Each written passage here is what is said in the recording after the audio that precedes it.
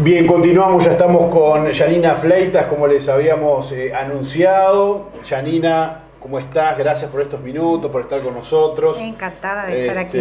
Sabemos que hay varios temas que tienen que ver con la educación, que por un lado te movilizan en lo personal por tu rol de maestra y te movilizan en cuanto a lo físico, varios kilómetros, pero también te movilizan en cuanto a la lucha, porque estamos con la integrante de ADEMU, estamos con una maestra que vaya si tiene varias horas de lucha en esto, y que ahora se han sumado varios temas que tienen que ver con la ley de urgente consideración y también con uno que recién hablábamos fuera de cámara, mucho más llamativo, que es con el cuestionamiento sobre la alimentación de los niños en los centros escolares. ¿Por dónde arrancamos, Yanina? Por donde tú quieras. ¿Cómo estás con este tema en general? ¿Cómo estás en el global con con Bueno, estos en cambios? realidad en algunas cosas está doliendo el alma, porque cuando uno ha dedicado su vida y su profesión es estar entre los niños y niñas,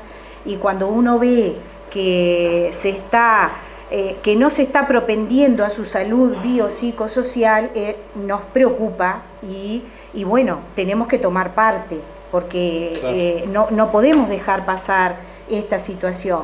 Estamos viviendo una situación de pandemia y estamos en la estación del invierno, que es la estación más complicada del año. Y resulta que en esta época donde deberíamos estar tratando de que nuestros niños estén más cobijados, que estén bien alimentados, se está retaseando el tema, dando solamente una taza de leche, donde el argumento es el pan no se puede dar por el tema de la pandemia o del COVID o del virus.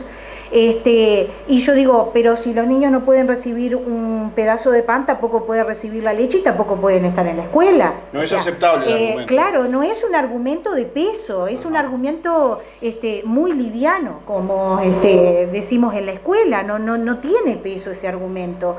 Démosle un buen desayuno a los niños, como se venía dando, con un pan, con mermelada, con lo que sea, pero démosle a los niños. No olvidemos que las familias están muy vapuleadas económicamente, muchas familias que venían en un andar tranquilo, hoy se ven envueltas en una situación que les ha complicado la economía de su familia. 170.000 personas Muchísima gente en seguro de paro, gente sin trabajo, y solamente se está dando en tres modalidades la alimentación. A ver. Se está dando en ticket, que a veces se retrasan, se está dando en bandejas y se está cargando en BPS el dinero. La gente que cobra asignación familiar, los niños que cobran asignación familiar, se carga de ahí.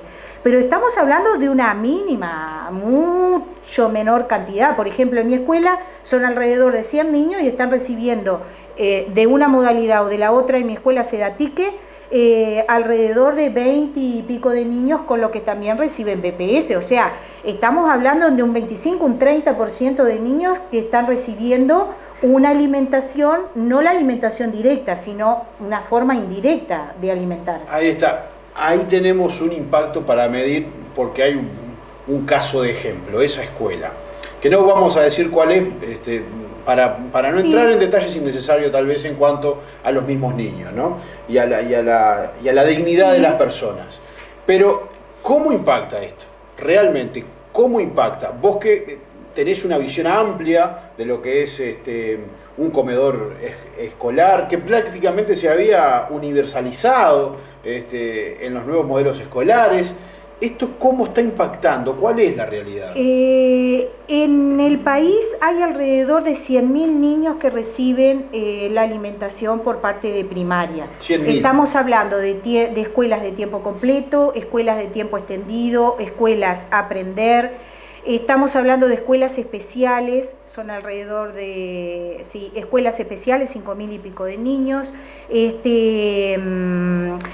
También en los campamentos y pasantías, claro, que ahí los alumnos, los chiquilines cuando van, reciben toda la alimentación, alrededor de 100.000. ¿Ah? Hoy no tengo muy claro qué cantidad de niños está recibiendo, pero te puedo decir que andará entre un 25 y un 30% del que reciben. Ahí está. Uh-huh. Una alimentación que no es optativa. ¿Por qué no es optativa? Porque el tiempo extendido, el tiempo pedagógico extendido, ha hecho que el niño esté 6, 7, 8 horas dentro de la escuela. Y supone que tiene que alimentarse. Tiene que alimentarse durante ese tiempo. Claro. Entonces, las escuelas de tiempo completo y el resto de las especiales que te dije, los niños desayunan, almuerzan y meriendan en la escuela. Pero además, no estamos hablando solamente del hecho de ingerir, de comer, no. Hay otro, es un tiempo pedagógico, es un espacio pedagógico. Sí. ¿Hay valor y aprendizaje donde ahí? Está el compartir, el socializar, el me siento con, el comparto con y el somos todos iguales. Antes de que empezara el programa yo te decía, me acuerdo cuando yo iba a la escuela, que fui a la escuela Varela, y bueno, eran unos pocos los niños que comían y todos decíamos y hablábamos, en mi familia teníamos un poder adquisitivo muy bajo, trabajaba solo mi padre en esa época y quizás necesitábamos ir al comedor, pero era aquel estigma de que al comedor iban aquellos más pobres que no tenían. Entonces, eso no existe hoy. Hoy los niños van porque es una modalidad diferente y están mucho rato. Ese tiempo pedagógico es agarra bien ese tenedor, no hable fuerte cuando estás comiendo, claro, pasarle una servilleta al compañero, exacto. Pero es una instancia de aprendizaje tremenda. El año pasado, en pensamiento computacional, que es otra asignatura con la que trabajamos, estuvimos investigando lo que son los ruidos en el comedor. Los chiquilines estuvieron trabajando con microbyte, ponían en una pantalla, crearon una microbit que decía a tantos decibeles, la pantalla decía, por favor hacer silencio que estamos pasando del límite del sonido. Sí, claro. Tuvieron que investigar, salimos a buscar, armaron dispositivos. Es un espacio pedagógico. Y además, otra cosa, no es lo mismo comer que nutrirse. ¿Ah? Claro. En la escuela, la comida, el alimento que se da, está totalmente avalado por las nutricionistas. Sí, es lo que los niños necesitan. Balanceado. Se cuida de aquel niño que tiene, que es alérgico, que tiene intolerancia a la harina, por ejemplo, seguro, que está los niños que tienen sobrepeso, se le da una alimentación especial, no se le da el bizcocho, se le da la fruta, se le da es decir, se cuida todo eso. Es integral. Es integral. El ticket y la bandeja, ¿en qué se transforma? El ticket y la bandeja se transforman en algo muy parcial, muy solitario, muy apartado. Individual. Muy no escuela. Muy no escuela. Yo te consultaba, esto también lo hablábamos ahí afuera de cámaras. Hay una cuestión de un permiso que incluso la gente, algunos han señalado, ¿es verdad esto? ¿Es verdad que se pregunta por la autorización por una copa de leche? ¿Te llamó la atención eso? No me llamó para nada la atención. ¿Cómo fue el detalle porque con esa cuestión? Depende de la modalidad de la escuela. En las escuelas comunes se puede preguntar si el papá, la mamá o la familia desea que su hijo tome la copa de leche. En estas modalidades en las que estábamos hablando, no, porque es parte del andamiaje de la escuela. Los niños deben desayunar, los niños deben almorzar y los niños deben merendar. En ese caso no se pregunta. Seguramente esa pregunta ha sido en escuelas comunes de espacios de 4 horas. Seguramente, no sé de dónde, pero sí debe ser de esa modalidad. Vamos a aclarar algo. Una cosa es la pandemia, la afectación que genera un virus y la enfermedad que genera sobre la población, y eso es una cuestión de la naturaleza. Y otra cosa son las acciones que se toman por esa pandemia. Y este contexto lo remarco principalmente porque Yanina Fleitas, hace varias semanas, antes de que surgiera todo este cuestionamiento, nos había anunciado, creo que compartimos una nota aquí en TV Más también, respecto de esta situación, que había cierto retaseo, por llamarlo de alguna forma, en cuanto a la modalidad y al tema de la alimentación. ¿Por qué crees que pasó? ¿Qué fue lo que pasó? ¿Cómo llegamos a este punto ahora? nosotros, cuando las primeras semanas en ese descontrol que no se sabía qué iba a pasar, no sabíamos muy bien cómo venía, sí nos ocupaba y nos preocupaba la alimentación de los niños. Siguieron las semanas y arrancó el sistema de bandejas, el sistema de ticket, pero vimos que no era para todos. ¿Ah? No era para todos. No era para todos. Que los niños, las familias que consideraban que necesitaban ese alimento debían anotarse. ¿Qué pasó?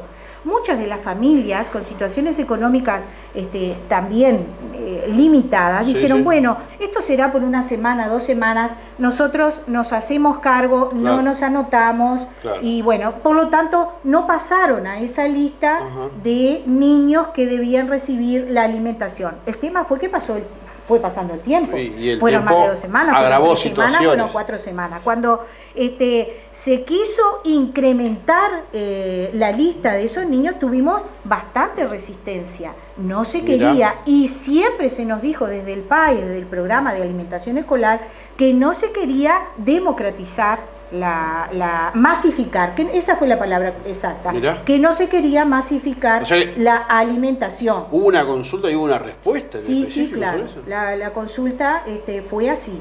Es muy llamativa esa respuesta. Que no se quería masificar, que había que tomar, incluso yo lo dije expresamente en los medios de comunicación, que se nos había puesto a los maestros en la situación de decir, bueno, esta situación es de vulnerabilidad y esta no. Y nosotros desde el sindicato contestamos, ¿te acordás? Yo te iba a preguntar, no, pero es bueno refrescárselo a la gente porque tenemos una nueva situación. ¿Quién decidía? ¿Quién tomaba la decisión? Esa responsabilidad un poco la quisieron que la tuviéramos las maestras en la escuela. Y nosotros dijimos, no tenemos, porque primero nosotros queríamos que todos los niños recibieran la alimentación y después no queríamos estar en la situación de que tuviéramos que elegir a qué niño le dábamos de comer y a qué niño no. Para nosotros los niños son todos valiosos y a todos queremos que se les dé el alimento. Entonces esa situación la rechazamos de plano, nosotros las maestras no íbamos a decir que eran los más vulnerables porque además no es nuestra tarea. No es nuestra tarea, para eso hay una profesión que se dedica a eso, que es la de licenciado en asistente social. Ahí está el asistente social, y que es el preparado en estudiar la situación de la familia y ver, pero las maestras no, y no queremos estar en esa situación y no nos vamos a poner en esa situación. Es por eso que hoy estamos defendiendo y seguimos defendiendo la alimentación de todas y todos los niños. ¿Qué es lo que está pasando hoy? ¿Escuchaste algunas explicaciones que dio el gobierno, que salió a decir que no había recortes, que bueno, que esto eran interpretaciones, incluso vimos alguna discusión entre las máximas jerarquías de la educación con las anteriores jerarquías de la educación por Twitter? Vimos a Héctor Florit, por ejemplo, y a Robert Silva discutiendo a través de las redes este tema. Vos que creo que es distinto, digo, no por ni desmerecer a Robert Silva ni desmerecer a Héctor Florit, pero creo que es distinto cuando ve las explicaciones a aquel que vive la realidad diaria. Realmente a mí me causa mucho dolor con la liviandad que a veces se tocan los temas y sin entender lo verdaderamente profundo que puede llegar a ser. Porque acá no estamos hablando solamente de un plato de comida, un vaso de leche y un pedazo de pan. Estamos hablando de muchas otras cosas. Y es lamentable que se limite a eso. La explicación de Robert Silva, el presidente del CODICEN, me parecieron lamentables. Porque ni un niño de primero argumenta de la forma que él argumenta, diciendo que no se da el pan por la situación de pandemia, por el tema, no sé, de como que podía ser peligroso ese pedazo de pan. Y yo pregunto, ¿y la taza de leche? También. Y si es peligroso dar un pedazo de pan, es peligroso ir a la escuela entonces también. Y todos nos estamos arriesgando porque sabemos que tenemos que ir dando pasos. Esto no nos puede inmovilizar.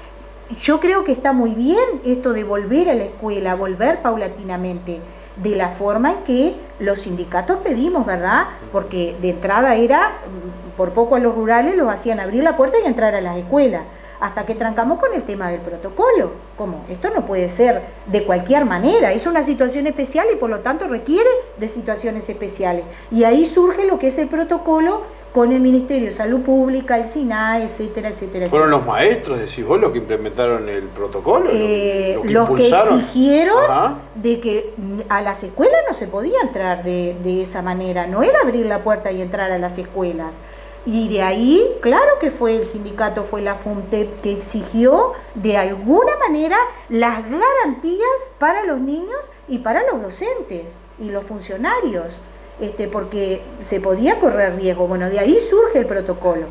A ellos se unieron el sindicato de los médicos, que también avalaron eso. ¿Seguro? Y dijeron que era correctísimo lo que estábamos exigiendo. Bueno, de ahí surge el protocolo y ahí, bueno, paulatinamente, gradualmente hemos ido retornando a las escuelas, cosa que me parece muy bien. Hay que seguir manteniendo los cuidados, hay que cumplir con ese protocolo a rajatabla, pero me parece que un pan con la leche, decir que el pan puede llegar a ser peligroso cuando están tomando una taza de leche es un argumento bastante pobre, es bastante pobre. Máxime cuando uno lo puede unir con las propias declaraciones del ministro de Cultura. Porque ¿quién fue el primero que dijo que se estaba gastando mal en las escuelas con los comedores? ¿Quién fue el primero? Fue el ministro de Cultura. Fue él el primero que tiró el tema. Entonces, cuando te dicen que un pan es diferente a una taza de leche y vos lo unís con los dichos del Ministerio de Cultura, creo que en la escuela 2 más 2 son 4. Yanina, en medio de todo este cuestionamientos y problemática, además se aprobó, claro, porque creo que cabe el además, se aprobó la ley de urgente consideración con algunos elementos que, según la senadora Amanda de la Ventura, eran de, a su consideración, extrema gravedad y de tomar advertencias, de estar alerta, fue la palabra que utilizó de la Ventura aquí en esta misma mesa. Y uno de ellos refería a que va a haber un cambio sustancial en las escuelas, que tiene que ver con la decisión de qué maestros van a estar en esas aulas y qué maestros, que creo que esta es la parte más complicada, y qué maestros no. Cuando De la Ventura hizo esta apreciación, a mí la primera consulta que me surgió, el primer cuestionamiento fue, más allá de que, bueno, podemos analizar ese tema de que hay un director que decide cuáles maestros sí, yo quiero saber qué pasa con los maestros no. Esto es más o menos como el tema de la alimentación, qué pasa con aquellos niños que no. Analizó la FUNTEP este tema, estuvieron seguramente debatiendo sobre esto, qué es lo próximo que va a pasar. Eso tiene que ver con la gobernanza y la autonomía. La gobernanza, ahí está, exacto. Es la gobernanza y la autonomía, ¿no? Esta ley que muchos de los constitucionalistas o de los juristas, los estudiosos dicen que es inconstitucional. Exacto, también se manejó eso. Es un mecanismo que se usó por allá por 1967, cuando el país era un colegiado y era muy difícil gobernar, y por eso surge el tema de las leyes de urgente consideración, que lo usó muy bien Lacalle en 1994 y que lo usó Valle y Ordóñez, creo que en su primera presidencia, con 2 leyes. Ajá. Pero después estas leyes ómnibus no han existido. Es decir, esta situación de ley de urgencia, desde que retomamos a la democracia hasta hoy, creo que han sido 13 y creo que han sido 3.700 y pica. Es decir, es el 0,003% de las leyes la ley de urgente consideración. Esto es una reforma de la educación que está encubierta en una ley ómnibus, que no está bueno, que no fortalece la democracia, porque cuando impedimos la participación o soslayamos la participación de la población, es menos democracia, o por lo menos una democracia más pobre, porque gobernar a través de estas leyes no está bien. Creo que las cosas hay que discutirlas, hay que consensarlas, pero bueno, la cuestión fue así. Esta ley lo que hace es dirigir a todo que ahora ya no es más una Administración Nacional de Educación Pública, sí, porque se evita decir pública, en la mayor parte de la ley se suprime lo público, con lo que para nosotros implica lo que es público, porque para nosotros lo público no es solamente un adjetivo, sino que hay todo un concepto atrás de que es de todos y para todos. Se saca ese y además el nivel organizativo es totalmente vertical. ¿Por qué es vertical? ¿Por qué lo digo? Bueno, porque primero se saca la participación de los docentes en los consejos, se transforman los consejos desconcentrados en direcciones generales que va a tener un director y un subdirector. O sea, había 3 consejeros, uno elegido por los docentes, claro. Esa elección por los docentes desaparece, porque se transforman en direcciones, ahí se saca participación. Luego tenemos un CODICEN que va a ser elegido por el Poder Ejecutivo. Esos representantes del CODICEN no solamente son elegidos, sino además que van a comparecer, porque así lo dice la ley, en el Senado con un compromiso de acción y de advenimiento a todo lo que diga el Ministerio de Cultura. Entonces seguimos la pirámide. En la punta de la pirámide está el Ministerio de Economía, el Ministerio de Cultura, que ahora va a tener superpoderes, porque se le saca, por ejemplo, a los consejos desconcentrados, que antes eran los que elaboraban y el CODICEN aprobaba, no, ahora el que va a aprobar va a ser el Ministerio de Cultura. Es decir, todo va a pasar, se centra la educación pública de este país en una persona, en el ministro de Cultura. Cosa que es un atentado a la laicidad tremendo, porque es dejar a la educación librada a los vaivenes de la política del tiempo en que se vive. Y eso no debería ser así, porque la educación y el proyecto y los planes que nunca hemos logrado tener un plan nacional de política educativa que no vaya con los vaivenes políticos, bueno, ahora en este momento esa laicidad es impensada, porque todo va a estar bajo una cabeza política, partidaria, dirigida por el Poder Ejecutivo. Y así todo el articulado lo va diciendo. Hay una injerencia de lo que es privado, porque yo no voy a decir que la ley privatiza, pero sí que tiene, como es apariencia, en vez de apariencia delictiva, tiene apariencia privatizadora, porque tiene un montón de matices que lo que hace es abrir injerencias, digamos. Entrar la educación privada en lo público, que digo, no está mal que la educación privada esté dentro de lo público, pero ojo dónde va a estar, porque va a estar en lugares de gestión, en lugares de coordinación. Y la educación pública hasta este momento era la que regía y establecía o la que controlaba a las instituciones privadas. ¿Cómo puede uno controlarse estando dentro de los mecanismos de gestión y de coordinación? Se saca lugares de la UDELAR para darle lugar a la educación privada. Se nombra ahí por ahí que se va a dar becas a los estudiantes universitarios de formación de educación. Nosotros no tenemos universidad, o sea, no tenemos universitarios públicos, no hay universidad de la educación, todos son privados, entonces se les va a dar beca a la gente que estudie en lo privado, es decir, va a haber un desplazamiento de dinero de lo público hacia lo privado. Una ley que saca un artículo que hablaba de la mercantilización y lo saca. Entonces, es como te digo, yo no puedo decir que es una ley que va a privatizar, pero que sí tiene todo el dejo y está preparando todo. El otro día agarraba un documento de la OCDE, que es una organización de la cooperación de desarrollo económico, y decía que es la promotora de las pruebas PISA, y decía, una característica particular de la gobernanza de la educación en el Uruguay es la administración conjunta, institucionalizada del sistema educativo con los docentes. De hecho, los educadores eligen representantes para el CODICEN y para cada consejo desconcentrado. Por lo tanto, en la práctica, participan directamente del desarrollo de la política educativa, lo que incluye las decisiones que conciernen directamente a sus intereses. Esta participación directa de los docentes en la administración del sistema educativo es debatible, ya que inevitablemente existen intereses creados. O sea, lo que se pretendió hacer y se hizo es sacar la participación de los docentes. Hay un elogio internacional de una organización ahí, ¿no? Sí, claro. Claro. Sí, claro. Y lo que hablábamos de lo que me hablabas de las relaciones laborales, de los maestros. Las relaciones laborales. Exactamente. Incluso también escuché la palabra allí, unipersonales. Sí, van a ser direcciones unipersonales los consejos. ¿Ah?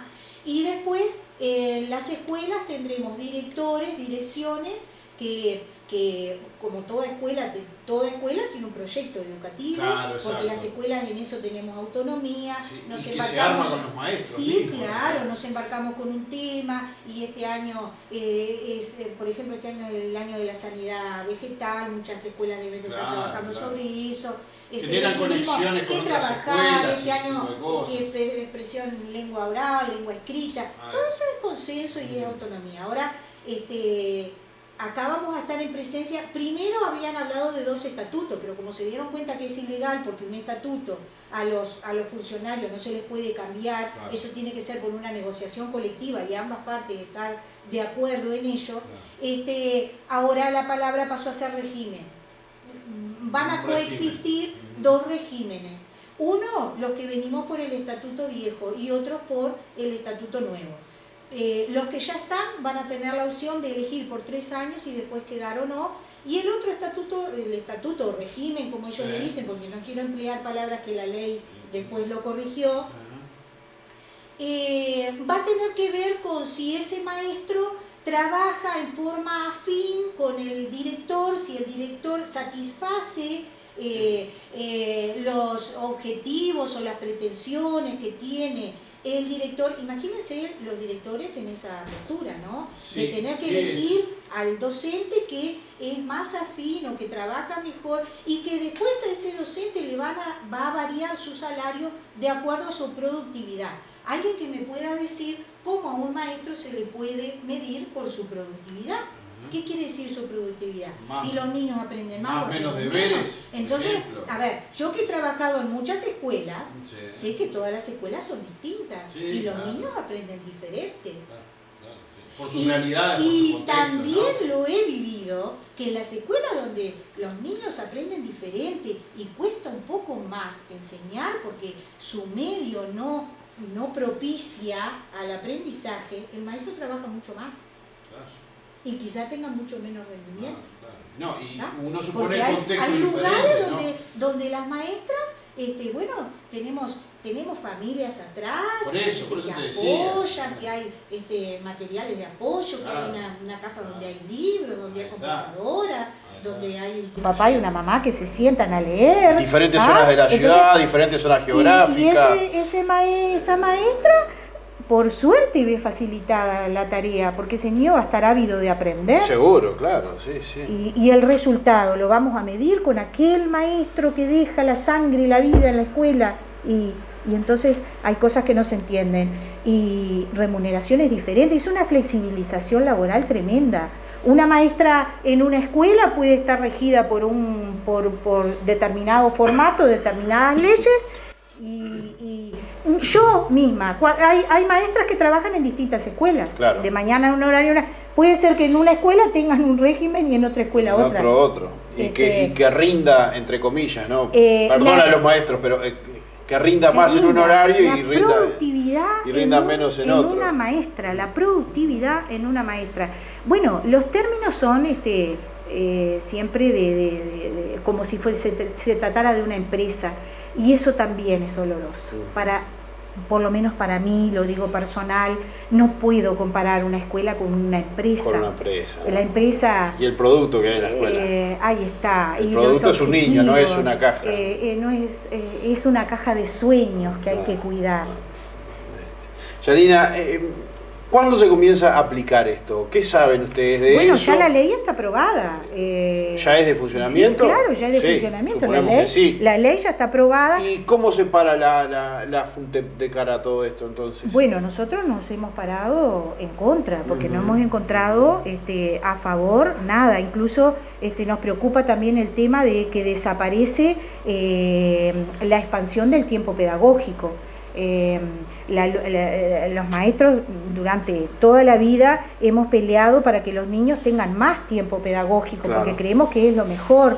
Las familias salen mucho a trabajar, sí, no tienen los tiempos. No hay mejor tiempo que el niño que esté en la escuela, contenido, con otros niños, compartiendo, estudiando, claro, jugando, haciendo educación física, contenido musical, tal vez es mejor la mejor palabra. Entonces, ese tiempo, eso que decía tiempo pedagógico, fue sacado de los... Fueron 66 artículos que se modificaron en la sección 3 de la LUC, y bueno, eso fue sacado. Eso nos preocupa muchísimo. ¿Y hay también posibilidades de presentar recursos de inconstitucionalidad por esto? Bueno, ¿Se está analizando por lo menos eso? ¿Que han mantenido reuniones con la oposición?